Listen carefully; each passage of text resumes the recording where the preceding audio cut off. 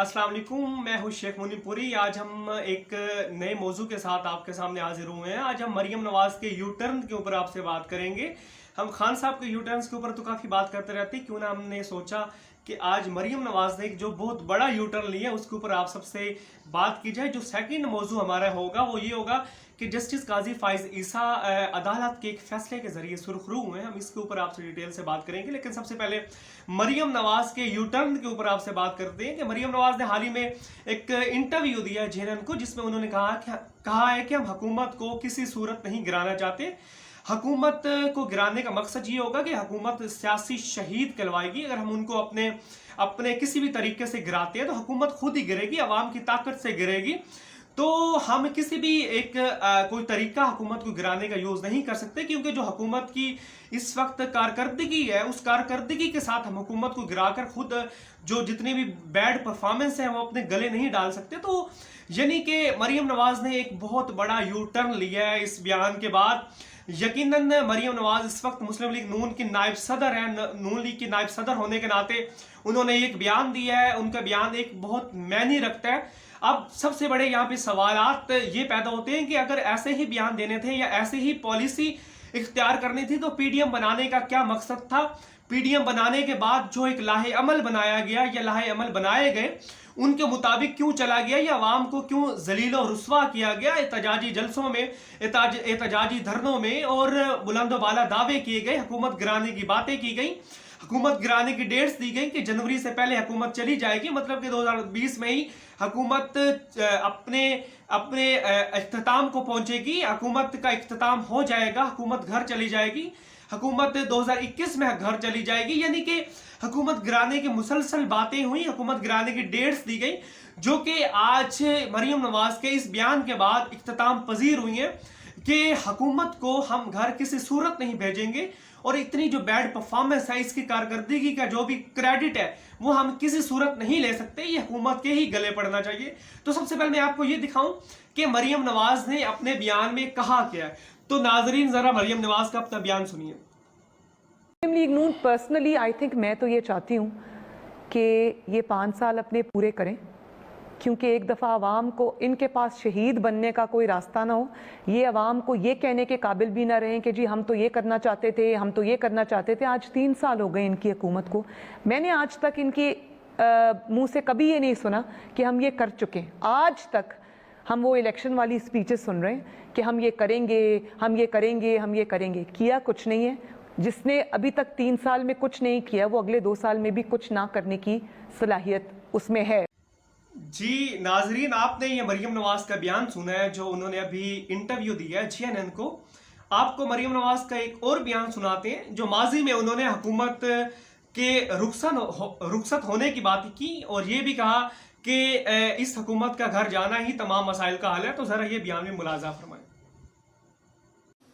और ये जो मुल्क को कोरोना लाहक हुआ है, कोविड-18 जिसको मैं कहती हूँ इमरान खान की सूरत में, उससे मुल्क को निजात दिलाना। ये कोरोना तो इंशाअल्लाह ताला कोविड-19 चला जाएगा, कोविड-18 को घर भेजना ज़्यादा ज़रूरी है, क्योंकि उसने मुल्क के कोने कोने में जो जिस तरह से क़यामत लोगों के घरों में आई हुई है, इसको भेजना ज़्यादा ज़रूरी है। जी नाजरीन, आपने मरीम नवाज का माजी का बयान और हाल का बयान मुलाहिजा फरमाया। यकीनन इन दोनों बयानों में ज़मीन आसमान का फ़र्क है। उस वक्त कुछ और पॉलिसी थी और इस बयान में कुछ ऐसे लगता है कि नून लीग की जो पॉलिसी है बिल्कुल चेंज हो चुकी है। हम जैसे सहाफ़ी या पाकिस्तान के जो पाए के सहाफ़ी हैं या दानिश्वर हैं वो कब से ये बात कह रहे हैं कि मौजूदा हुकूमत को हर हाल में 5 साल पूरे करने चाहिए। इसकी बहुत सी वजूहात हैं क्यों मौजूदा हुकूमत को 5 साल पूरे करने चाहिए। मौजूदा हुकूमत आइन के तहत इसको 5 साल मिले हैं ताकि अवाम के सामने 5 साल के बाद जो कारकर्दगी है वो पेश कर सके कि 5 साल में मौजूदा हुकूमत क्या डिलीवर कर पाई। क्योंकि पाकिस्तान तहरीक इंसाफ इससे पहले वफाक में कभी भी इक़्तिदार में नहीं आई, तो हुकूमत का ये फर्स्ट टेन्योर था जो वफाक में इमरान खान साहब पाकिस्तान के वज़ीर आज़म बने हैं।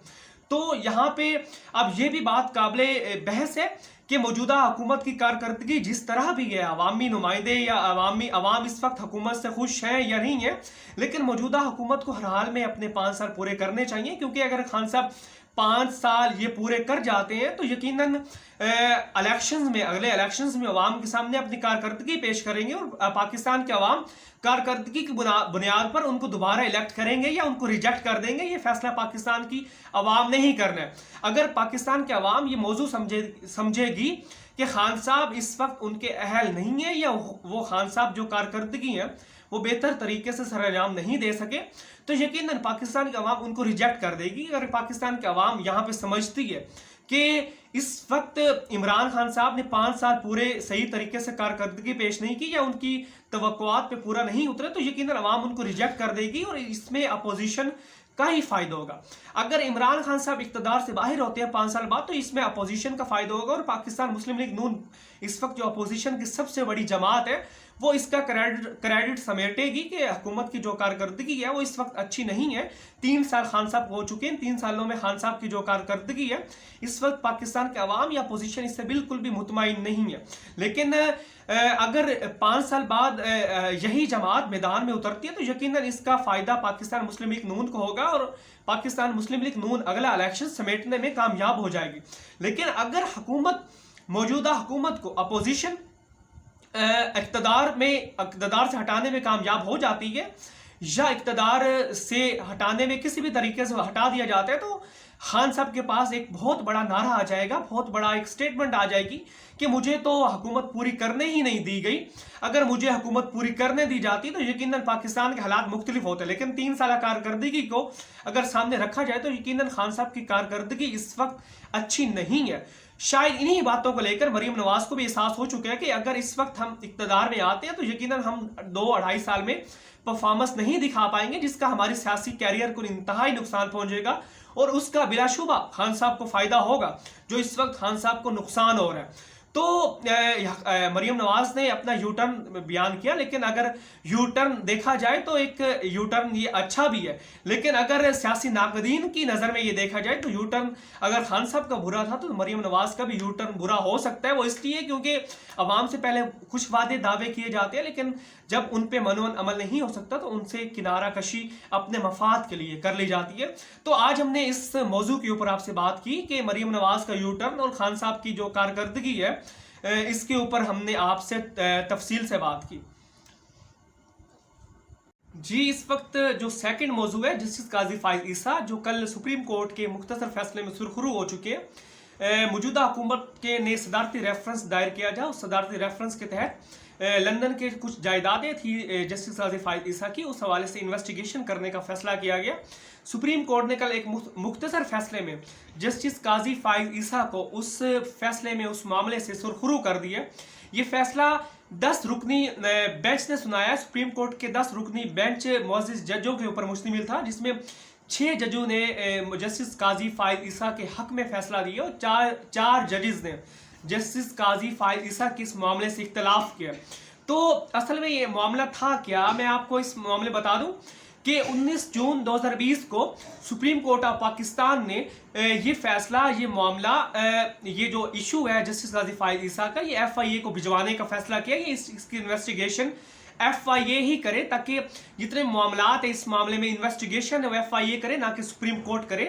اور جو 19 جون 2020 کا فیصلہ تھا وہ 7-3 کے ریشو سنایا گیا تھا، یعنی کہ 7 ججز نے اس فیصلے کو، جسٹس قاضی فائز عیسیٰ کا جو معاملہ ہے اس کو سپریم کورٹ سے FIA کو بھیجنے کا جو فیصلہ کیا تھا، مطلب اس کے حق میں رائے دی تھی، اور 3 ججز نے اس سے اختلافات کیے تھے۔ لیکن آج مطلب کہ جو ابھی موجودہ فیصلہ آیا ہے جسٹس قاضی فائز عیسیٰ کو سرخرو کیا گیا ہے، اس میں وہ ریشو جو 7-3 کی تھی وہ 6-4 سے بنی ہے۔ یعنی کہ اب یہ بھی آپ کو یہاں پہ ایک دلچسپ بات بتا دوں کہ اس وقت جو 7 ججز نے اختلافات کیے تھے اور فیصلہ FIA کو بھیجا تھا، تو ان 7 میں سے 3 ججز نے جسٹس قاضی فائز عیسیٰ کے اس جو ریفرنس تھا اس معاملے میں سپورٹ کیے، جسٹس قاضی فائز عیسیٰ کے حق میں فیصلہ سنایا ہے۔ یعنی کہ ان 7 میں سے جو آج 6 نے جسٹس قاضی فائز عیسیٰ کے حق میں فیصلہ سنایا، ان 7 میں سے 3 ان 6 میں شامل تھے۔ تو یہ ایک بڑی دلچسپ بات ہے، یعنی کہ معزز جج صاحبان نے اپنے فیصلے سے ہی اختلافات کیے ہیں. تو اب یہ فیصلہ جو حکومت کی طرف سے بھیجا گیا تھا سپریم کورٹ میں، حکومت بری طرح اس فیصلے میں ناکام ہوئی ہے اور حکومت یہ کیس ہار چکی ہے، اور جسٹس قاضی فائز عیسیٰ اس معاملے سے سرخرو ہوئے. اب یہاں پہ ایک دلچسپ بات یہ بھی ہے کہ موجودہ چیف جسٹس آف پاکستان نے جسٹس قاضی فائز عیسیٰ کو عمران خان وزیر اعظم عمران خان کے معاملات میں جتنا بھی ان کے معاملات کے ریلیٹڈ کیسز ہیں ان کو سننے سے انکار کر دیے کہ جسٹس قاضی فائز عیسیٰ عمران خان سے متعلق کوئی بھی کیس نہیں سن سکتے. اب یہاں یہ دلچسپ امر پیدا ہوتا ہے کہ پاکستان کا جو موجودہ آنے والے چیف جسٹس ہیں جسٹس قاضی فائز عیسیٰ، جنہوں نے 2023 میں آنا ہے، تو یقیناً اگر اس طرح کے معاملات خان صاحب یا تحریک انصاف اور جسٹس قاضی فائز عیسیٰ کے معاملات میں پائے جاتے ہیں، کے درمیان پائے جاتے ہیں، تو یقیناً اختلافات تو پاکستان کی عوام دیکھ رہی ہے، اور ہم سب کو پتہ ہے کہ جسٹس قاضی فائز عیسیٰ کو کس طرح تعصب کا نشانہ بنانے کی حکومت کی طرف سے کوشش کی گئی، اور جسٹس قاضی فائز عیسیٰ نے بھی کئی ایسے ریمارکس دیے جو بالکل ون سائیڈ محسوس ہوتے تھے کہ جسٹس قاضی فائز عیسیٰ انصاف نہیں کر رہے اس معاملات میں. تو یہ ایک حکومت کے لیے بھی خطرے کی گھنٹی آنے والے دنوں میں خاص طور پہ خان صاحب کے لیے مشکلات پیدا ہو سکتی ہیں، کیونکہ پاکستان کے مستقبل کے چیف جسٹس قاضی فائز عیسیٰ ہی ہوں گے. تو اب جسٹس قاضی فائز عیسیٰ کے معاملات میں یا اس کیس کو حکومت نے کیوں صدارتی ریفرنس سپریم کورٹ میں جسٹس قاضی فائز عیسیٰ کے خلاف پیدا کیا، اس معاملے میں آپ سے پہلے بھی بات کر چکا ہوں، لیکن مختصر میں آپ کو یہ بتا دوں کہ جو فیض آباد دھرنا تھا اس کے حق میں مطلب کہ کچھ ایسے ریمارکس دیے تھے جسٹس قاضی فائز عیسیٰ کی حوالے سے، اور بہت سے مبصرین یا دانشور حضرات یہ کہتے ہیں کہ اس فیصلے کو لے کر کچھ قوتوں کی طرف سے حکومت کے ساتھ مل کر جسٹس قاضی فائز عیسیٰ کے معاملے میں یا جسٹس قاضی فائز عیسیٰ کے اوپر کیس بنائے گئے تاکہ جسٹس قاضی فائز عیسیٰ کو متنازع کیا جائے، بالکل سائیڈ لائن کیا جائے. تو حکومت تو اس وقت اس معاملے میں بالکل ناکام ہو چکی ہے اور ایک دشمنی مول لے چکی ہے جسٹس قاضی فائز عیسیٰ کے ساتھ. تو اس کا فیصلہ آنے والے دنوں میں ہی پتہ چلے گا کہ حکومت اس معاملے میں کیا حکومت کی یہ بہت بڑی سنگین غلطی تھی جو حکومت آج اپنا ہی کیس ہار چکی ہے، اور اس ہارنے کے بعد جب جسٹس قاضی فائز عیسیٰ جب چیف جسٹس بنیں گے تو عمران خان کی سیاست کے اوپر کیا اثرات مرتب ہوں گے یہ ہمیں وقت ہی بتائے گا.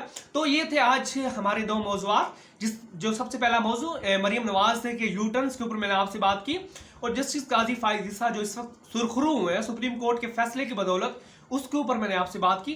تو ان موضوعات کے اوپر ہمیں ضرور اپنی فیڈ بیک لازمی دیجیے گا، اور میرا یوٹیوب چینل شیخ منی پوری لازمی سبسکرائب کر دیجیے گا. اپنی دعاؤں میں بہت یاد رکھیے گا. فی امان اللہ.